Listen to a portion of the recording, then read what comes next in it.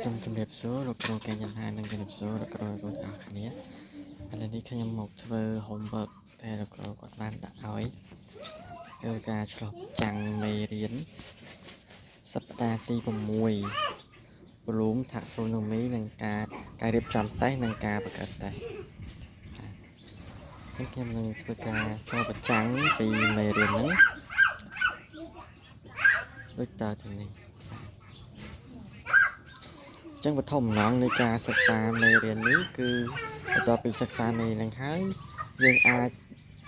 ពិពណ៌នាអំពីគុណសម្បត្តិនិងគុណវិបត្តិនៃការប្រើប្រាស់ប្រភេទសំណួរទំនងបិទនិងសំណួរបើករៀប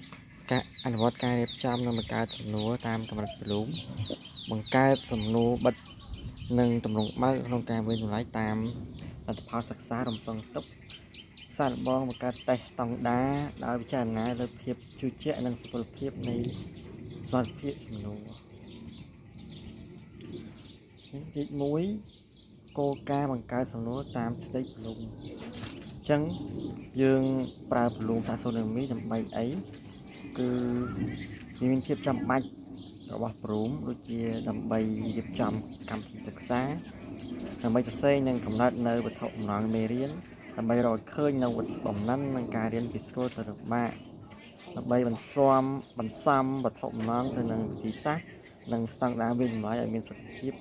ដើម្បីដាក់បញ្ចូលចំណេះដឹងដែលសិស្សត្រូវរៀននិងដំណើរការនៃការគិតបានត្រឹមត្រូវមួយទៀតគឺដើម្បីសម្រួលការសួរសំណួររបស់សិស្សអញ្ចឹងតើកម្រិតពុទ្ធិ Bloom ចែកចេញជាប្រមាណកម្រិតអញ្ចឹង Bloom ចែកចេញជា6កម្រិតគឺកម្រិតទី1កម្រិតចងចាំទី2កម្រិតយល់ទី3កម្រិតអនុវត្តទី4កម្រិតភាគទី5កម្រិតវិនិច្ឆ័យនិងទី6កម្រិតបង្កើតថ្មីអញ្ចឹងយើងកុំបង្រៀនសិស្សដោយគ្រាន់តែចាំយើងត្រូវបង្រៀនទៅតាមកម្រិតBloomទាំង6នេះដោយផ្អែកទៅតាមកម្រិតថ្នាក់ពីបឋមអនុវិទ្យាល័យនិងវិទ្យាល័យឬក៏សាកលវិទ្យាល័យអញ្ចឹងសំណួរទាំង6ហ្នឹងនឹងលំនាំនៃការយល់ដឹងហ្នឹងមានយ៉ាងម៉េចខ្លះទី1គឺកម្រិតចងចាំកម្រិតសំណួរកម្រិតចងចាំគឺរំលឹកឡើងវិញនៅចំណេះដឹងដែលសិស្សបានរៀនពីរំលឹករយៈពេលវែងហើយស្គាល់ឡើងវិញនិងបង្កើតឡើងវិញទី2គឺយល់កម្រិតយល់ដឹងកើតឡើងវិញនៅព័ត៌មានដែលគ្រូបានបង្រៀនរួមមានសំណួរផ្ទាល់មាត់សរសេរបកស្រាយ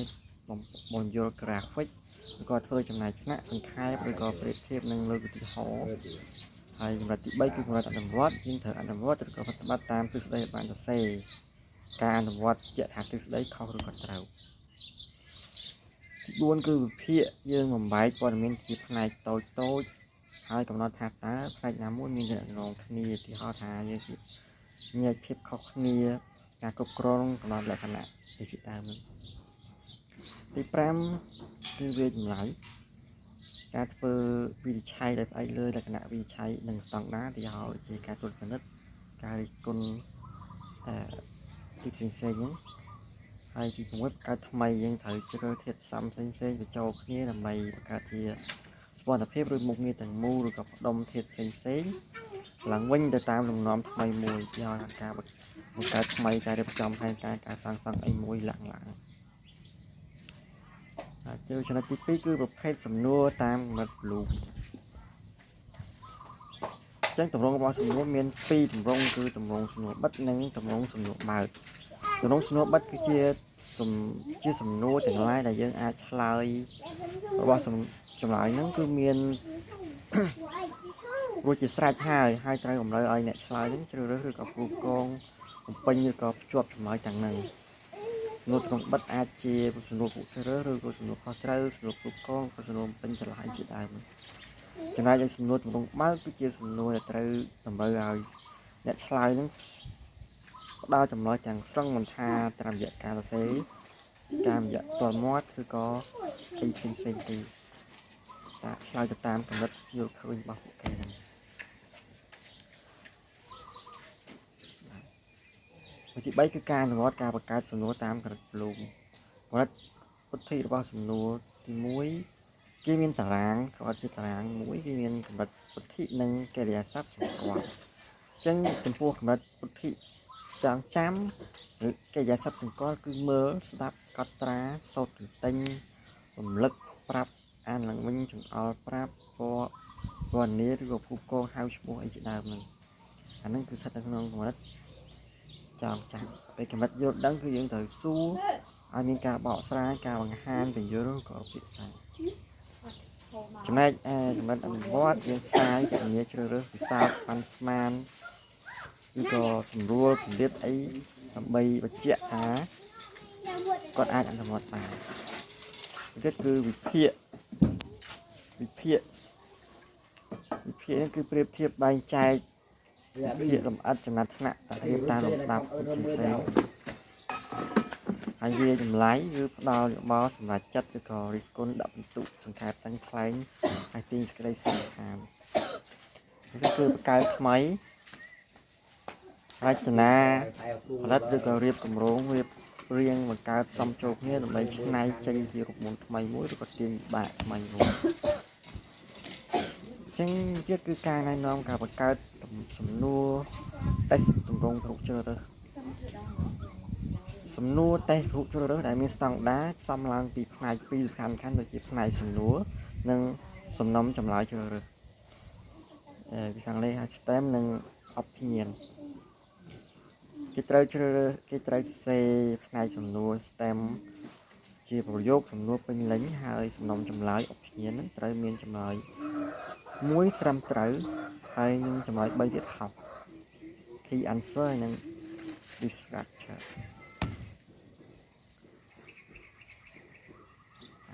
ចឹងផ្នែកសំណួរ STEM ហ្នឹងដុល្លារឧទាហរណ៍ថាដុល្លារបានធ្វើដំណើរដល់ជិះរថ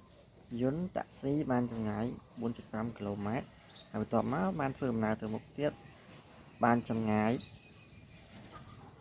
1.5 គីឡូម៉ែត្រតើដុល្លារធ្វើដំណើរបានចម្ងាយម៉ាតអញ្ចឹងមានចម្លើយជ្រើសរើស4ទី1គឺក 6.3 គីឡូម៉ែត្រខ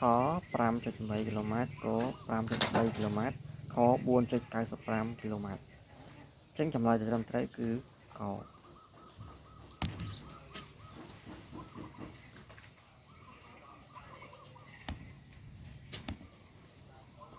បាទមួយទៀតគឺគុណវិបត្តិនិងគុណ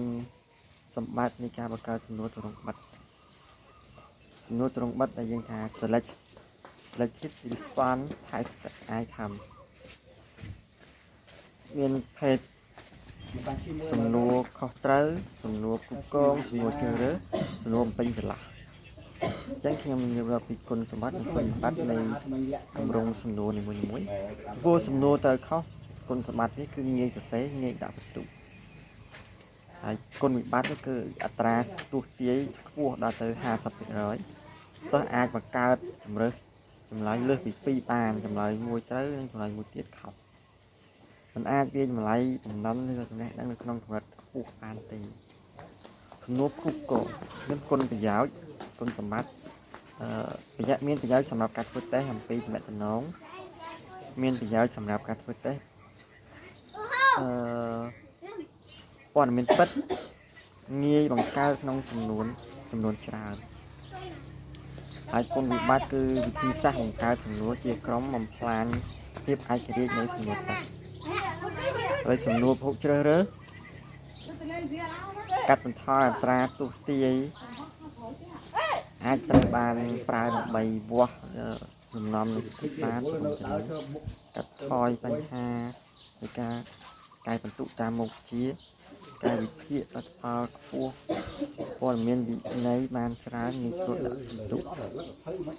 ហើយគុណវិបត្តិគឺការបង្កើតសំណួរភូកជ្រើសរើសចំណាយពេលយូរនិងមានតម្លៃថ្លៃហើយការបង្កើតសំណួរចម្លើយខុសមានការលំបាកពិបាកវាស់វែងពីរចនាសម្ព័ន្ធនៃគំនិតរបស់អ្នកឆ្លើយសំណួរតេស្តរូបសំណួរពេញចន្លោះមានគុណសម្បត្តិងាយមានភាពជឿជាក់ខ្ពស់ងាយសរសេរកាត់ថយការទស្សន៍ទាយហើយគុណវិបត្តិគឺពិបាកផ្ដល់ពិន្ទុអាចមានចម្លើយដែលត្រឹមត្រូវច្រើនពិបាកកំណត់នៅអ្វីដែលត្រូវវាស់វែងពិតប្រាកដសិស្សប្រើរយៈពេលវែងដើម្បីបំពេញហាក់មិនបានផ្ដល់ព័ត៌មានច្រើនដល់អ្នកធ្វើ Lịch pram con sầm bát con bát này sầm nô trong bát nô trong bát chỉ một phe sầm nô này trái đầm lại ai sát lại đây trong lịch cho luôn hai lại đây nâng bánh hai này bạn chọn láng lấy ai play đi cầu về sai lên tụm hôm này bánh hai nâng vẫn tiếp lại bắt sát nhẹ sầm nô trong play đi cầu sầm nô trong về vô sầm nôตำรงใครนั่นมีนคนสมบัติหล่อสำหรับการเป็นหลายมีนการตุกตีมีส่วนการเกิดมีส่วนกายบุคคลบัตรนั้นมันซ้ำซ้ำในการบวกเวงหรือการศึกษาเงี้ยยังใช้จำร้อยตามที่มันซ้ำซ้ำผู้สำนวนตำรงบัตรถ้าจุดผู้สำนวนตำรงแหวงคนสมบัติคือเกี่ยมชุบใบมุ้ยสำหรับพวกทำลายมันนั้นพวกร้อนการกัดมาในบัตรนั่งจานนะអាចវាស់វែងក្នុងកម្មវិធីក្នុងការសិក្សាវិស័យហាត់តីពោះគុណបាត់ការកែចម្លើយទៅចំណាយពេលយូរនឹងមានតម្លៃខ្ពស់ពិបាកទទួលយកចិត្តជឿរឿងអ្នកកែអ្នកផ្សេងទៀតពេលទី6ការអនុវត្តការរៀបចំនិងបង្កើតតេស្តស្តង់ដារដំណាក់កាលទី1គឺតារាងកំណត់គម្រោងអត្តតេស្តដំណាក់កាលទី2ការបង្កើតសំណួរតេស្តដំណាក់កាលទី3ការអនុវត្តធ្វើតេស្តក្នុងថ្នាក់រៀនដំណាក់កាលទី4ការធ្វើតារាងកំណែនិងចំនួនក្នុងបិទដំណាក់កាលទី5វិភាគលទ្ធផលតេស្តដំណាក់កាលទី6កំណត់ចំណុចខ្លាំងនិងខ្សោយទំនាប់មករៀបចំផែនការដើម្បីធ្វើឲ្យលទ្ធផលសិក្សារបស់សិស្សសារឡើងអញ្ចឹងការបង្កើតវិញ្ញាសាដោយបន្ស៊ីជាមួយលទ្ធផលសិក្សានៃកម្មវិធីសិក្សាមានច្រើនផ្នែកទី1គឺទទួលដំណើរការកម្មវិធីសិក្សាប្រចាំខែដែលបញ្ចូលទៅលទ្ធផលសិក្សានៅក្នុងកម្មវិធីសិក្សាលម្អិតទី2បង្កើតតារាងកំណត់គម្រោងសិក្សាតេស្តដោយយោងទៅតាមនៃកម្មវិធីសិក្សាប្រចាំខែបង្កើតសំណួរតេស្តផ្អែកលើតារាងកំណត់គម្រោងលម្អិតដុំសំណួរតេស្តទាំងអស់ទៅជាវិញ្ញាសាប្រឡង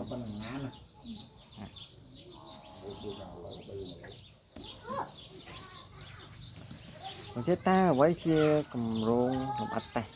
គម្រោងលម្អិតតេស្តជាសេចក្តីសង្ខេបឬតារាងលម្អិតដែលបង្ហាញអំពីលទ្ធផលសិក្សាឬស្តង់ដារដែលបានសរសេរនៅក្នុងកម្មវិធីសិក្សាលម្អិតកម្មសារមេរៀនសំខាន់ៗឬចំណុចផ្សេងៗដែលត្រូវបានដាក់ចូលក្នុងតេស្តដើម្បីវិនិច្ឆ័យចំណុចសំខាន់នៅក្នុងគម្រោងលម្អិតតេស្តមានជាមុខជាឬកម្មសាររងពូគ្រូមេរៀនលទ្ធផលសិក្សាធម្មតាឬក៏ស្តង់ដារទម្រង់សំណួរទម្រង់ប្រតិបត្តិលទ្ធផលសិក្សាកម្រិតបំផាត់របស់សំណួរបន្ទុកខ្ពស់បំផុតសម្រាប់សំណួរមួយរយៈពេលធ្វើតេស្តហើយកូដសំណួរលេខរៀងជាសំណួរបន្ទុកមួយប្រាក់មករៀនបន្ទុកហើយមួយទៀតយើងត្រូវតែបង្កើតសំណួរដែលផ្អែកលើតារាងកំណត់គម្រោងអត្តតេស្ត